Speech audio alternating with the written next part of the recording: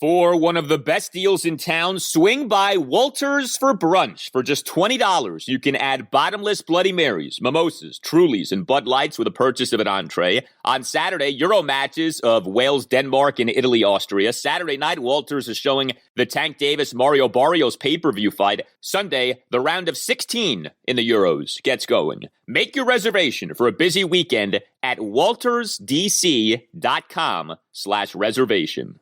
When you do come to Walters, make sure to check out their spicy chicken. Cold beer, a great sandwich with fries, and a big screen TV is a tough combo to beat. And into the wind, Poteet delivers. Breaking ball swung on and ripped deep down the right field line. Toward the corner. Going, and gone. Goodbye. A game leadoff home run again for Kyle Schwarber. Poteet, first base side of the rubber sets. Kicks and fires, and Schwarber swings and drives one to deep center. Marte going back, way back at the wall. It is gone. Goodbye. A 3-run homer for Kyle Schwarber.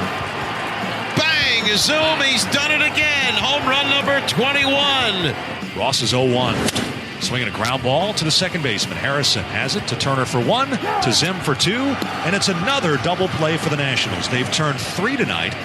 1 strike him out, throw him out double play, 2 ground ball double plays, and Joe Ross finishes off 7 shutout innings down in Miami.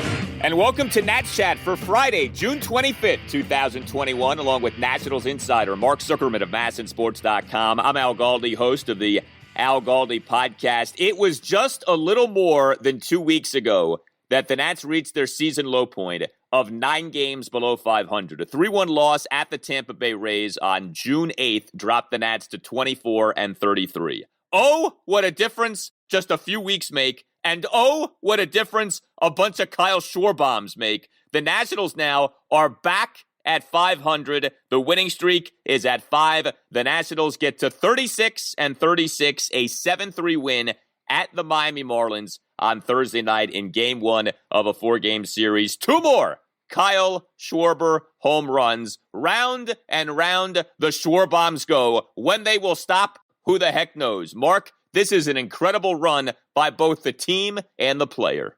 I've seen this from the team before, Al. You may remember this a couple of years ago, and even there have been a few other streaks during their history. I have not seen anything on an individual level like what we're now seeing from Kyle Schwarber. And I think that's what makes this so special, is not just that he's putting these ridiculous numbers up and that he's just hitting homers at will, especially in the first inning, but that it's having such an impact on the team's fortunes. I mean, he is, I know the pitching staff's been good. That's been a big part of it. But really, like, if you could calculate what his WAR over the last 2 weeks is, it's off the charts. Like, he is so responsible for what this team has done over the last 2 weeks. And you can tell that that's what means a lot to him, too.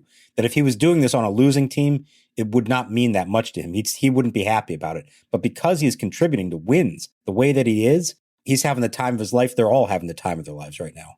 So before we get to the specifics of the game, I mean, we have seen Nationals players get white hot before. Bryce Harper could get white hot. Anthony Rendon could get white hot. Ryan Zimmerman has had his surges. Adam Dunn had his surges. And maybe we're prisoners of the moment right now. I don't know that any Nats player has ever been hotter than Kyle Schwarber is right now. What he is doing here, where every game he's homering, many games it's a multi-homer output, 2 more bombs in this win on Thursday night. Kyle Schwarber is slaying pitching, 12 home runs in 13 games. I mean, you tell me, is it wrong to say that this is the hottest a Nationals hitter has ever been? From a power standpoint, yes, 100%.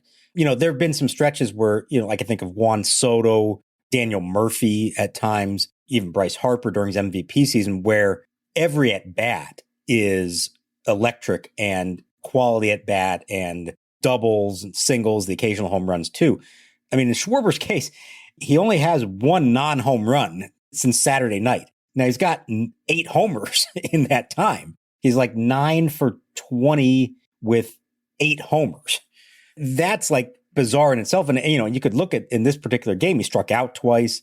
So it's not like every single at bat is off the charts great. But when he makes contact, he is hitting the ball a mile. And I don't ever remember anyone with this team doing that. And I think it's almost getting to a point where you have to start looking at things like, Mark McGwire, Sammy Sosa in 1998, Barry Bonds in his prime, where you're almost expecting home runs. And when he doesn't do it, you're disappointed. I mean, that's a crazy thing to say.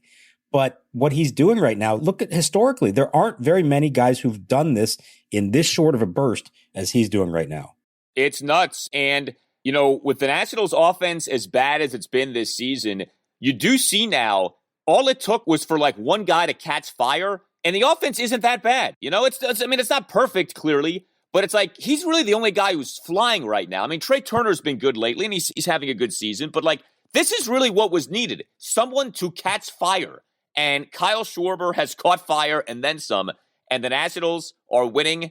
It's no coincidence that the Nationals' rise coincides with the rise of the Schwarbombs, and here we are now. Nats are back at 500 on the season. So for Schwarber in this 7-3 win at the Marlins on Thursday night, 2 for 4 with 2 homers, a walk, 4 runs batted in. Both homers coming off the Marlins starter, Cody Poteet, who will be having nightmares about Kyle Schwarber for at least the next 6 to 8 weeks. Kyle Schwarber, top of the first, blasting a leadoff homer on a bomb to right field, despite having been down in the count at 1.12. The homer going a projected 398 feet per StatCast. This is already Schwarber's 5th leadoff homer in a first inning this season. That's already second for most first-inning leadoff homers by a National in a season since the franchise came to D.C. Only Alfonso Soriano in 2006 had more at 9. And then came the even more impressive home run the next inning. It's not like this happened, 5th inning, 6th inning, 8th inning. No, 2nd inning, Kyle Schwarber homers again. 4-run 2nd inning, smashing a 2-out, 3-run shot to dead center on an 0-2 pitch. I'm telling you, Poteet will not sleep for months here. The home run going 414 feet per StatCast. 2 more bombs. You've got this leadoff thing going on where in these first innings, it feels like he can't be stopped. And then, of course, with Schwarber, there's always the distance factor and what he's able to do. That shot to dead center in the top of the 2nd inning, that was something else. Poteet went patoot on those 2. Yeah. I mean, yeah, wow. That second one, I agree. That was right up there with any of his homers this season. Dead center field. And Marlins Park, whatever it's called now, it starts with a lowercase letter. I'm not even going to say it. Is not an easy place to hit home runs. I've seen way too many balls off the bat there that you just assume are going out and they're caught at the warning track. It happened to Ryan Zimmerman in this game, and it reminded me of a few years ago when Zim had a string of those that he thought should be home runs and they weren't. And there's a great meme of him out there saying, "I hate this bleeping place," because it robs him of so many homers. So for Schwarber to have these no doubters, I mean, the first one is down the right field line. I think it maybe was the second deck. I couldn't even tell from the camera angle. And then the second one, essentially like off the batter's eye in dead center field. These are titanic home runs. He can do no wrong right now. And I mean, just what a lift this is for the team. You mentioned, and I agreed with you. I thought all along, because they're losing games by 1 run, 2 runs, it may just take one guy getting hot. I just thought it was going to be Juan Soto. I was not expecting it to be Kyle Schwarber, and I certainly wasn't expecting it to be him out of the leadoff spot. And here's the amazing thing. Yeah, there's a lot of these leadoff solo homers. He's had some 3-run homers as well. So that's a credit to the guys at the bottom of the lineup getting on base and now actually giving him a chance to do it. And then the second part of this is you would say, hey, a guy who's hit 12 homers in 13 games, why is he getting any pitches to hit? The reason he's getting pitches to hit is because Trey Turner and Juan Soto are right behind him. And even if they're not at full, capacity right now of what they're capable of, they're at least enough of a threat that nobody wants to walk Schwarber as a leadoff hitter to now set up a big inning for those 2 guys behind him. You can always tweet us at Nats_chat. You can reach each of us individually. Mark is on Twitter at Mark Zuckerman. I'm on Twitter at Al Galdi. I got this tweet during the game from Big Cat Lee. How many points is Schwarber's slugging percentage up now? The answer, Big Cat Lee, is 140. 12 homers in 13 games, during which he has raised his slugging percentage for the season by 140 points from 404 to 544. Again, this is incredible what Kyle Schwarber is doing. And the Mike Rizzo signing of Kyle Schwarber this past offseason now has gone from, what was this over-reliance on some guy who got non-tendered by the Cubs, really, to now, oh my God, what a stroke of brilliance by Mike Rizzo. And if you're the Cubs, what are you thinking having non-tendered this guy with what he's in the midst of doing right now for the Nationals? Just an incredible job by Schwarber. Now, you mentioned Juan Soto. He had a good night on Thursday night. It was very nice to see this. 2 for 5 with 2 RBI doubles. Did strike out twice. Okay, fine. But Soto had a 2-out first pitch RBI double to center field in that Nats 4-run second, and an RBI double to the right center field gap in the Nats 2-run seventh. Very nice to see something we really have not seen enough of this season, a multi-extra base hit game for Juan Soto. And hitting the ball hard in the air, maybe not high enough launch angle to get it out of the park, but certainly enough to hit it to the gaps for extra bases. So that's big. A couple of them have been to the pull side. That's good. Remember I said on Wednesday that he had that line out. It was like 111 miles an hour off the bat, the line out to right. And I said, I know it didn't result in a hit, but I thought that was an important sign. This was a continuation of that. So it started with him going the other way. Now we're starting to see him elevate the ball a little bit with authority to the pull side. And then the hope would be that the next step is now he gets under it enough to clear the fence. So we'll see if that happens next, but definitely good signs from him. And look, they're going to need it. As Schwarber said, he knows this isn't going to last forever. It's not humanly possible for this to last forever. So at some point, somebody else is going to have to get hot and start to carry the lineup when Kyle Schwarber can't do it. And Juan Soto, like I said earlier, would be the prime candidate to do that. So maybe we're seeing some signs here of him finally becoming that guy again.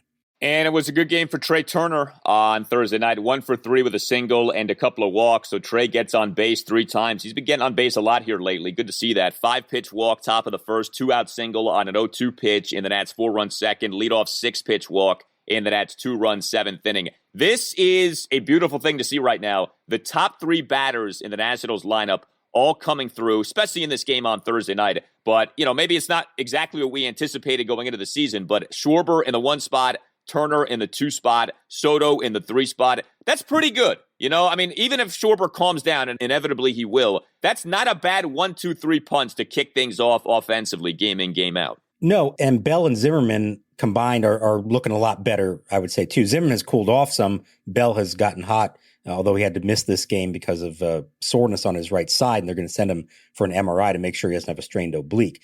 But I think he's done enough here. He's hitting like over 290 among the league leaders in OPS now for more than a month. So that's at least a legitimate threat to hit behind Schwarber, Turner, and Soto. The bottom half of the lineup still got your issues there. I don't know how many sustained rallies you're really going to see from them. But if you can get 4 at the top doing that, it's going to make a big difference. And maybe, just maybe, if they keep pitching well, they can provide enough offense from the top of the lineup to win these games.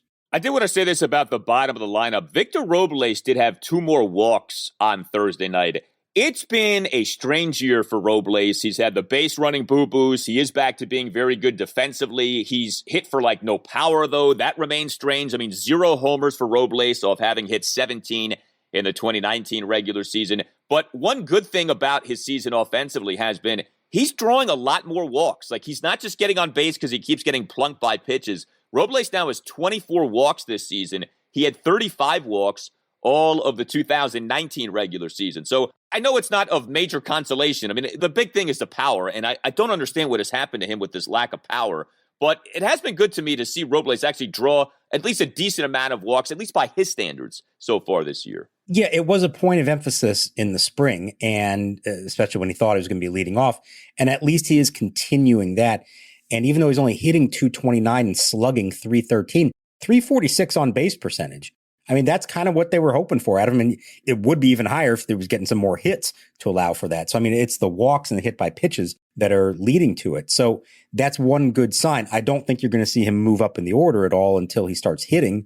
And even then, the way we've seen Davey do this, he may just be content with him as a number 8 hitter for whatever reason. But at least he is getting on. And like I said, that is making a difference for Schwarber, because if Robles is getting on and say Harrison in the 7th spot, the pitcher can move them up. Schwarber is getting some opportunities with runners on base. 3-run homer in this game, 3-run homer on Wednesday. Yeah, he's hitting leadoff to try to provide a spark in the first inning. But after that, he's just another guy in the lineup. And you'd love for him to bat with runners on base, given how hot he is right now. And he's actually had some opportunities to do that. All right, so we have all had that dream. Tie game, bottom of the 9th, bases loaded. Well, on FanDuel Sportsbook, you get more than just one shot to swing for the fences. That's because FanDuel is letting you place your first bet risk-free. You heard that right. New users get up to $1,000 back in side credit if your first bet doesn't win. and it only gets better from there. Once you have an account, you'll have access to same-game parlay insurance all season long. That's up to $25 back in site credit each day if your same-game parlay bet falls one leg short. This way you can combine multiple baseball bets for an even bigger win. There's a reason that FanDuel Sportsbook is America's #1 sportsbook. The app is simple to use. It's got great odds on all different betting markets, unique fun bet types like same-game parlay and always-on promotions to let you get more action out of every game day. And when you win, FanDuel will pay you your winnings in as little as 24 hours. All you have to do is download the FanDuel Sportsbook app and sign up with promo code CHAT to get in on the action. That's FanDuel Sportsbook. Promo code CHAT. And games on Friday night include Game 2 for the Orioles 4-game series against Toronto and Buffalo. It is Matt Harvey Day. Harvey's making the start. You know what that means. Ride them Jays. Harvey with an ERA of 7.80 over 15 starts this season. He has allowed 40 earned runs in 27 and a third innings over his last 8 starts. 21 plus and present, Colorado, Iowa, Illinois, Indiana, Michigan, New Jersey, Pennsylvania, Tennessee, or West Virginia. First online real money wager, only for risk-free bet. Refund issued as non-withdrawable site. Credit that expires in 7 days. Restrictions apply. See terms at sportsbook.fanduel.com. Gambling problem? Call 1-800-522-4700 in Colorado. 1-800-BETS-OFF in Iowa. 1-800-9-WITH in Indiana. 1-800-270-7117 for confidential help in Michigan. 1-800-GAMBLER, New Jersey, Pennsylvania, Illinois, Virginia, Tennessee. 1-800-889-9789. Or in West Virginia, visit www.1800gambler.net. So the Nationals starting pitcher in the 7-3 win at the Marlins on Thursday night was Joe Ross. As we like to say with Joe Ross, each start is like a box of chocolates in Forrest Gump. You never know what you're going to get. But we did get the good Joe Ross on Thursday night. In fact, we got really good Joe Ross on Thursday night. 7 scoreless innings on 8 strikeouts versus 4 hits and 2 walks on 101 pitches, 68 strikes versus 33 balls. Look, the Marlins are a terrible offensive team, so you should pitch well against the Marlins. But Ross pitched really well in this game. Again, 7 shutout innings with 8 strikeouts. Benefited from the Nats turning 3 double plays, which is good to see. We saw, like I said, Ross with the 8 Ks. He recorded 2 strikeouts in each of the first 3 innings. Game in, game out, I mean, there isn't a lot of consistency with Ross. He was coming off giving up 5 runs in 5 innings in that 5-1 7-inning loss to the Mets at Nationals Park this past Saturday afternoon in Game 1 of the doubleheader. But to see Ross do as he did against the Marlins, just like we saw him do against the Giants a few starts back, this is kind of how it is with Ross. And I guess, you know what? For a number 5 starter, things could be a lot worse. I mean, his ERA is 4.12. I saw you note this on Twitter after the game. I think this is fascinating, and it perfectly captures Ross's season. 14 starts for Ross this year. This outing on Thursday night was the 6th start in which Ross allows 0 earned runs, and yet his ERA is over 4. That, in a nutshell, is Joe Ross this season. Yeah, exactly. I was just going to repeat the stat. I mean, that tells you everything you need to know. Basically in half of his starts, and he's had a couple others that were 1 or 2 earned runs. In half of his starts, he's been electric. He's been Jacob deGrom in terms of run prevention. And then the other half of him, he's been, Jason Simon-Tachi in those ones. Wow, good pull. So, I mean, just not good in any of them. But the hope would be that he can be a little bit more consistent with this. You're right, he's a 5th starter, so it's not like that you're expecting this every single time out, but at least give your team a chance when you take the mound. If he can throw strikes, I think we've seen he gets in trouble when he starts walking hitters, when he starts leaving pitches up in the zone and getting hit. And when he doesn't have to face Francisco Lindor, that helps as well. So maybe they can avoid that matchup down the rest of the season. But, this was really good from him. And yeah, it's a weaker lineup, but you know what? He got an early lead and he didn't mess around. He just went right after them. He made them hit the ball, all the double plays like you mentioned, and he got them through 7 innings. Think about all the pitchers they had to use on Wednesday in Philadelphia, 7 relievers to get through that game. And I asked Davey beforehand, did they think about needing to call somebody up just to make sure they had another fresh arm for this one? And he said, no, that they thought about it, but they felt like they had a couple guys, Jeffrey Rodriguez, Brad Hand didn't pitch. Few others only threw a handful of pitches in that game. But more importantly, they felt like Ross could give them innings. And he did that. He went 101 pitches, 7 scoreless innings. They probably could have even sent him back out for another if they wanted to, but they were all right at that point. They had the bullpen arms they needed. So that was a big time start for him in a spot where they needed that from him to help reset the bullpen now for the rest of the weekend. Yeah, as long as he's not facing Lindor or the Mets starting pitcher David Peterson, Ross is okay because he had issues with Peterson in that last outing too. You reference Ross going the 7 innings. Davey pinch hits for Ross with 1 out in the top of the 8th with a baby shark Gerardo Parra. Did you think there was a shot we would see Ross pitch in 8th inning, or were you fully expecting Ross to be pinch hit for in that top of the 8th? It's what I expected. I mean, I think you could have maybe tried to push it, and I don't think there necessarily be anything wrong with trying to do that because those last 2 innings were really efficient. I think he was at 83 pitches after 5 innings, and he got through the next 2 on a total of 18 pitches. So that's really efficient. But the one thing that occurred to me, and I've heard Davey mention this several times, and I think it's something we have to remember as the rest of the season plays out with Joe, because he sat out last year, they are very mindful of his innings load for the season. They aren't saying it, but I think there's a number in their mind that they're not going to let him get past.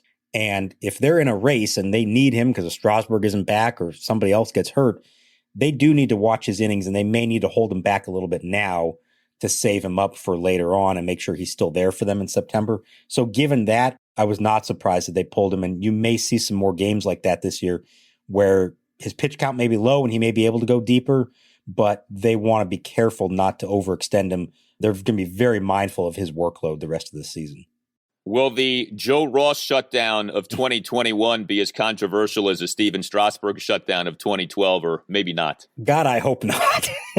I hope to never have to go through something like that again, all the attention that one received, and we're still talking about it 9 years later, unfortunately. Yeah, I don't think it'll be as big of a deal. Actually, it's interesting that comes up because Ross Detweiler, the man who replaced Strasburg in the Nats rotation in 2012, is still in the majors and is a reliever for the Marlins, which I get a kick out of every time I see that. Just that's so random to me that Ross Detweiler is still pitching at the major league level. Real quick note, if the Nats do have to end Ross's season prematurely, maybe that's impetus for Cade Cavalli being called up. Cavalli pitched on Thursday night, pitched for the Harrisburg Senators in a 4-2 loss to Altoona. And Cavalli, 11 strikeouts in 5 2/3 innings. He gave up 2 runs. He did issue 4 walks, but 11 Ks in 5 2/3 innings. So the best prospect by miles in the Nats system continues to look really good. 1-2 pitch in there for a called strike 3. Arden Paps takes the fastball at 96, catching the heart of the zone. No argument there as he walks back to the dugout. 11 strikeouts for Cade Cavalli. Nats did go to the bullpen with Ross going 7 innings, and there were some issues here in the bottom of the 8th. Justin Miller giving up 3 runs, leadoff 7-pitch walk of John Birdie, despite him having been down to the count at 1.02, a single by Luis Marte, and then a 3-run homer by Jazz Chisholm Jr., despite him having been down to the count at 1.02. Wander Suero ends up tossing a scoreless bottom of the 9th, but the last thing you wanted with this game was the bullpen screwing things up to where the game became close, and God forbid Davey had to go to Brad Hand in a game like this one on Thursday night. Yeah, that was my fear, is that you're up 7-0 in the 8th inning. The last thing you need to be thinking about is, do we need to get Brad Hand up? And they didn't show it on TV. I'm not 100% sure, because they were 1 base runner away from a save situation, your favorite stat, Al, even with a 4-run lead. And knowing Davey, I don't know if he was officially throwing off the mound, but I'll bet you he was at least like loosening himself up in case the call came down there. And that's the last thing you want to be doing, given how much he's worked, given how much the bullpen's been used, given the fact that Daniel Hudson's still out and Kyle Finnegan's out. Like, just let the guy have a day off. And I feel like this is something that happened a few years ago as well. There was a game at Marlins Park early in the 2019 season where they went into the 9th inning up 5-0, and Sean Doolittle ended up having to come in to close it out because, I don't remember who it was now, could not just get those last 3 outs. You know, Justin Miller, okay, you gave up a 3-run homer, at least you're throwing the ball over the plate. The biggest thing is he walked the leadoff hitter in the 8th inning, up 5-0. John Birdie, the number 8 guy. You just can't do that. Cannot do that in that situation.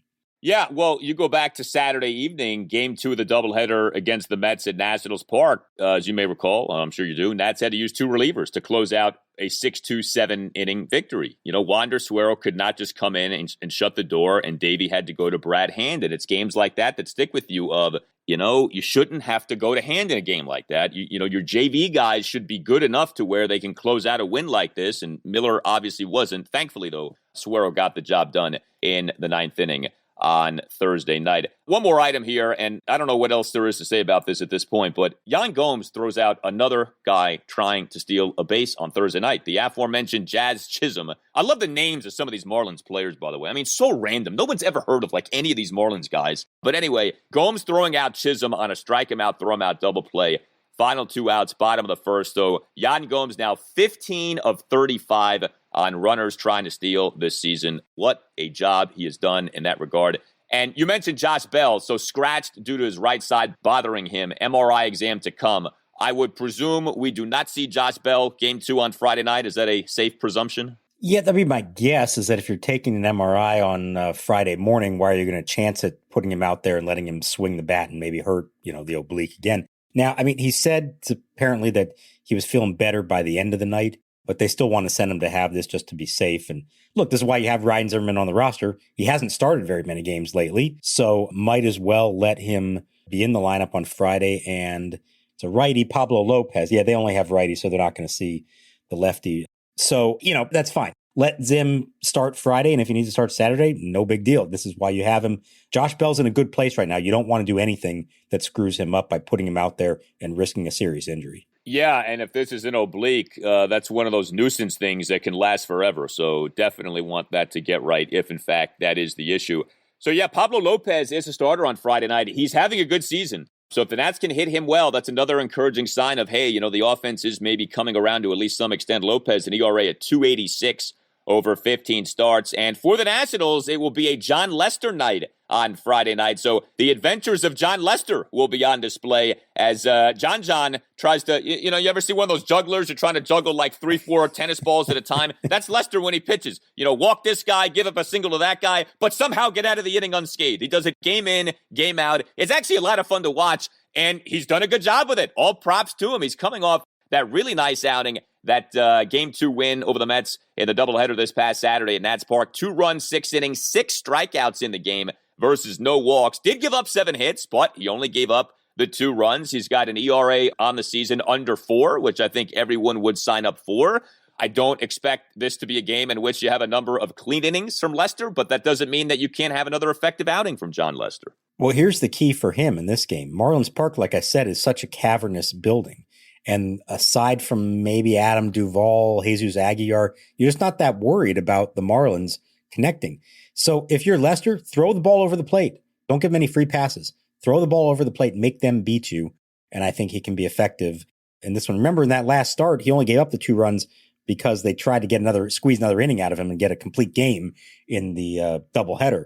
So he was scoreless up to that point. I think he's in a good place right now. The team is playing well. Maybe his buddy Kyle Schwarber will homer for him yet again when he starts. I mean, that was the story there for a while, that Schwarber only homered when Lester starts. Now he homers when everybody starts, but maybe he can keep that going, give Lester a lead to work with, and now just attack the strike zone, make the Marlins lineup beat you. And I think it's a good matchup for him, to be honest. Yes, I think it is. You mentioned the cavernous Marlins Park. That's also a stadium at which apparently the COVID-19 pandemic and shutdowns continue because nobody is there. I mean, it's one of the most depressing environments to watch a baseball game at. I mean, you've been there, so you tell me if there's one that's worse. But geez, I mean, it's been like that forever. It was mostly, if not entirely, publicly funded, which is one of the great crimes ever put forth on a municipality. But man, is Miami baseball ever going to be alive again? Because it just feels like every year it's the same thing. The team isn't good. The team is in this perpetual rebuild. And of course, inevitably, if the team gets good, the team ends up trading away a bunch of people. I don't know. I think it's one of the more depressing sights in baseball, that stadium. No, it absolutely is. It was a boondoggle of Jeffrey Loria, the former owner, got from the city to build that place on the old Orange Bowl site. And I mean, it's always been an issue there geography-wise in that the layout of South Florida, it's all narrow and it's all up the coast. So the old place where the Dolphins play and the Marlins played, and that was awful for baseball as well, is basically halfway between Miami and Fort Lauderdale. So that's good in some ways, but it's also not good for people who live at the extreme ends, particularly in the city. And the feeling was by putting it close to downtown Miami, you might attract more of the locals there, and you have a little bit more of a Latin flavor to the games. But they're not drawing that much from them. And now you've got other fans that maybe live closer to the old ballpark that don't want to deal with that commute every night all the way down to Miami. And so it just makes for a bad environment. Jeffrey Loria, that guy, I mean, remember, he was the owner of the Expos, okay, and made out like a bandit in essentially getting to pawn off the Expos on Major League Baseball, then buying the Marlins while John Henry then got the Red Sox. So for a very small investment, Loria gets the Marlins, wins a World Series with them, which is kind of ridiculous also. gets this new ballpark built, spends a bunch of money that first year. Remember, this was the Jose Reyes and Mark Burley. They spent all this money. Team gets off to a terrible start, and he sells them all. He signs Giancarlo Stanton to a $325 million contract that you knew was never going to last. They were going to find a way to get out of it, which they did. And then after all that, he sells the team to Derek Jeter and company and makes out like a bandit with like $1 billion for it. You know, you talk about Dan Snyder and what he's done with the football team up here. Jeffrey Loria is the Dan Snyder of Major League Baseball, and he has completely run that franchise in the ground and still made out as a billionaire because of it. Yeah, the Marlins don't deserve to have won the World Series twice. I've always felt like, in college football, they'll take away championships for NCAA violations. They should take away those 2 World Series championships for the Marlins just because of the way that franchise has gone. The other thing that cracks me up, too, with the Marlins is they had an outfield a few years ago, Giancarlo Stanton, Christian Yelich, and Marcell Ozuna. If they'd have just left that alone, okay, where might they be at now? But instead, they signed Stanton to that stupid deal, end up trading him away. Give away Yelich, give away Ozuna, and here the team is in, I think, rebuild number 47 since the franchise came to be in 1993. Great job, Miami baseball. Well, that's a Miami problem. The Nationals right now are flying 11 wins in 13 games, 36-36 on the season. And oh, by the way, 3.5 games behind the National League East leading New York Mets. The Nationals are alone in second place. My, oh my, how things can change over the course of just a few weeks. You tell us what you think. Hit us up on Twitter at @Nats_chat. You can email the Nats Chat Podcast at natschatpodcast@gmail.com. We have gotten in a new shipment of Nats Chat Podcast t-shirts. Double XLs are here, my friends. So if you are a bigger Nationals fan, no problem with that. You can get your Nats Chat Podcast t-shirt by going to natschatpodcast.square.site. All Nationals radio highlights on Nats Chat are courtesy of 106.7 The Fan. For Mark Zuckerman, I'm Al Galdi. We'll talk to you next time on the Nats Chat Podcast. I'm Jason Simontachi for Signature Sports Medicine. My days of playing pro ball, I've had my fair share of injuries. Like any athlete, I never want an injury to keep me or my players off the field. That's why I trust the private practice physicians of Signature Sports Medicine.